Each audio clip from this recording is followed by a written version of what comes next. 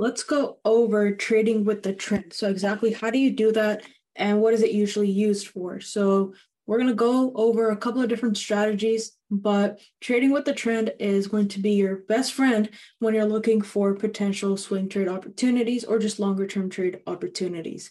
So let's go over a couple of trends here first. So there's three types of trends.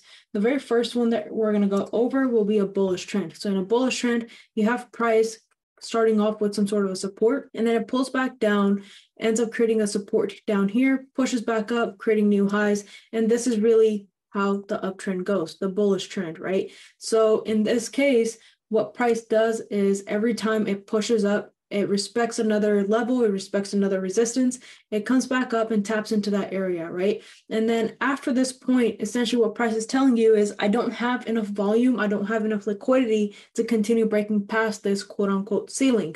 So what it has to do is retrace back down. As it retraces back down and holds on to what we call a support, essentially price is telling you I'm not going any lower than this, right? So at each of these points, you have buyers that are pushing price all the way up top here. At this point, they think that this asset or whatever it may be, the security is way too overpriced. You don't want to be buying at the top, right? I'm pretty sure you guys have heard of the saying that buy low and sell high. Right, so you don't want to be buying high up top here. So this is where the buyers think that this asset has been overvalued. So what they do is they're going to take out profits at this point. So they close out, partial of their trade, or they close out all of their trade, and then you start to see sellers kicking in into the markets. The job of the sellers is to bring the price down as much as possible, and the job of buyers is to push the price as high as possible. And what the sellers want to do is obviously sell from a top, sell from a resistance area up top here, and they're going to bring it down as much as possible until the buyers kick in once again, and they think that this asset or the security is pretty much sitting at a good level, and this is a level that they would be willing to buy at. So every second of the market, there's buyers and sellers. That's really what makes the market tick. That's where you get those wick rejections. That's where you get the fluctuation in the market.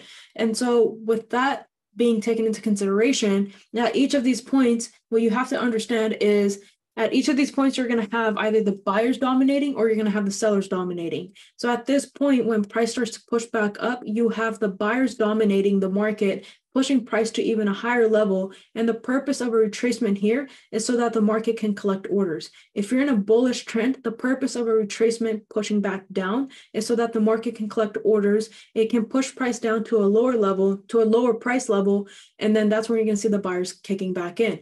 And then after that liquidity has been grabbed down here, then you start to see price pushing back above these previous areas, creating new highs, right? So once it has broken the previous high, it comes up and creates a new high. That is what we call a higher high. And then when price pushes back down, once again, you've tapped into an overpriced level, and now you need price to retrace back down. You need the sellers to kick in and bring the price to a previous level. Majority of the time, what you're going to see is previous highs and previous lows being respected. And that's what really makes a bullish trend. It might even come back down a little bit deeper, and then a continuation back up, depending on how much liquidity is required to push past a specific level. If this is, let's say, a 30-minute time frame, you might see a quick lower retracement, coming back into these areas and then a push back up. But if this is, let's say, a daily level, or if, let's say, this is a weekly level or a monthly level, then you will see price coming back for a deeper retracement, because the higher the time frame, the stronger these levels are going to get. So if it's a very strong level, obviously you need to pull back a little bit deeper, you need to grab more liquidity prior to a continuation back up. Then you start to see a bigger run up essentially until price can come up and break the previous high here, creating a new high. So these new tops, we call them higher highs in a bullish trend. These new lows down here, we call them higher lows. So every low is at a higher level than the previous. So that's your bullish trend. When we're looking at a bearish trend, it's the opposite. So at a bearish trend, price starts off with some form of a resistance up top here, and then you will start to see price pushing back down. So in this case, you will see a trend like this, and it's the same concept that every single second of the market, there's buyers and sellers. So that's what makes the market tick. So that's where you're going to see those pullbacks. That's where you're going to start to see fluctuations in the price. So after price has tapped into a resistance, that's when price is going to pull back down. That's when pretty much at this level, the buyers have exhausted out. They do not find the security, they do not find this asset valuable to continue purchasing at this particular price. So that's when the sellers are going to kick in and price is going to continue pushing down. At this level, this is a new low that price has made. At this level, the sellers are taking out profits. They're saying that at this specific level, it's not worth to continue selling. We need more liquidity prior to a continuation back up. And that's when the buyers will pick up the volume and continue pushing price up to a higher level until you tap into a new resistance. After that, sellers dominate once again, and they think that this asset is more valuable at this point to continue selling. So they're going to sell that down to a deeper level, creating a new low. So in a bearish trend, these lows are called lower lows, and these tops are called lower highs. So when price is pushing down, you're going to start to see a bearish trend forming. It's the same exact thought process as the bullish trend here, essentially, that when price continues pushing back down, you need those retracements at each of these points so then price has enough volume and enough liquidity to break past these previous lows. So that's what the buyers are essentially doing in a bearish trend. You're starting to see price pushing back down. Price is never just going to dip down like this, right? You're always going to see retracements, and that's because that's how the market collects orders.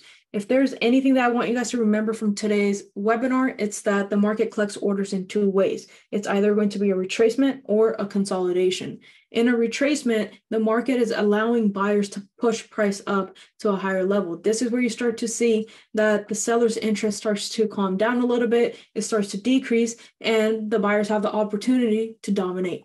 In a consolidation, where price is going essentially nowhere, and it will look something like this. As you can see, there's no real trend forming here. We're just tapping into the same exact resistance. We're tapping into the same exact support. In a case like this, there's not enough bullish pressure, there's not enough bearish pressure to continue breaking previous highs or to continue breaking previous lows. And so let's say if this consolidation was part of a bearish trend where price was pushing back up and ultimately it comes back and taps into a support area and then starts to consolidate out. What this means is that there's so much bearish pressure that there isn't enough bullish momentum to push price back up to the highs, to push price back up and start a bullish trend or come back and retest into some previous top areas up top here. So that's why price is going to end up consolidating. And then ultimately, as it continues down, you'll start to see a bearish trend within the consolidation to continue breaking these supports. And then finally, that's when we're going to see the continuation of the bearish trend. You could see the same exact thing happening on the bullish trend as well, where if price continues just pushing up bullish and there's a lot of bullish momentum, there's not enough market pressure to see any sort of retracement. You could see price just ending up consolidating up top here instead of any retracements. But as you can notice, we still maintain some sort of a bullish trend. So even with consolidation, you will see some sort of structure within the consolidation. It might be hard to see it at first, especially if you're looking at a weekly time frame or if you're looking at the daily time frame, but that's where you drop down to the 4-hour time frame, the 1-hour time frame, the 30-minute time frames, and you will start to see where's price headed within a consolidation. In this case, what this tells us is that there's so much bullish pressure that we don't have enough bearish pressure for any of these retracements. So that's why the market ends up consolidating prior to a continuation back up or a pullback down, depending on where we are sitting when it comes to the price action. Another key thing to understand about trend is that they're always moving into each other. So what you might see a lot of the times is price continues. For example, let's start off with a bullish trend. Price is going to continue pushing up bullish until it taps into some sort of a high. And then let's say at a high, it's going to end up consolidating because now it's collecting orders to figure out which direction does it want to go into. If at this point you're sitting at a monthly or a weekly level, understand that you're probably going to need fundamentals for price to continue pushing in one direction or another, especially if you're sitting at all-time highs. At that point, fundamentals kick in, and let's say you're trading, we're trading Euro USD in this simulation session. So let's say weak Euro news comes out, right? We find out that the ECB, the European Central Bank, is not increasing interest rates. Inflation is high, but the US, the Federal Reserve, is increasing interest rates. What you're going to start seeing at this point is price pushing back down for Euro USD, breaking out of this consolidation as the Euro loses its strength and you start to see the dollar gaining more strength. right? And then ultimately you come back down and price is going to end up consolidating at this level here once again, because the bearish pressure is so strong, we don't have enough momentum to continue pushing back up bullish. You sit at, let's say, a weekly support, a monthly support down here, and then finally you get the news that ECB is coming out, European Central Bank is coming out, they're increasing interest rates. The Fed is maybe calming down a little bit on increasing interest rates. So let's say European Central Bank comes out and they said that we're going to increase interest rates by 75 basis point hikes. So the Fed comes out and they say that we're going to increase interest rates by only, 50 basis point hikes. You might see a strength happening in the euro, and then price is going to continue pushing back up into a bullish structure. Once you tap into this area, you need to wait for a retracement, because this was essentially the previous high, right? So when you hop up to a higher time frame, this is how it might look like on a lower time frame. But when you hop up to a higher time frame, what you might see is a much cleaner price action where price pushed up, created a new high, pulled back down, created a support, and then finally pushed right back up, breaking these previous highs, coming back up to a higher level. So that's essentially how trading with the trend works, right? So you have to take a look at what's the overall structure like, what's the overall trend like, and you're going to be looking for trades.